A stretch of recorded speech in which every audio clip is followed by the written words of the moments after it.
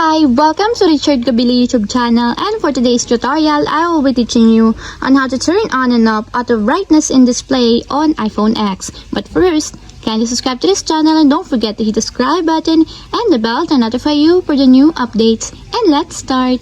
Using your iPhone X from your home screen, first go to Settings. Then in the settings, scroll down and find the accessibility and then tap. Then in the accessibility, go to vision section and then tap the display and text size. Then in this part in the display and text size, scroll down and then find the auto brightness. And as you will see, there's a switch button located on the side of it. Then all you have to do is just tap it to enable until it becomes green. When the auto brightness is enabled, turning off auto brightness may affect battery life and long-term display performance. And if you want to disable or turn up, just tap again the switch button just like this.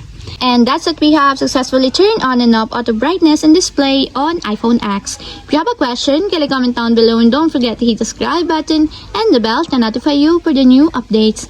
And thank you for watching!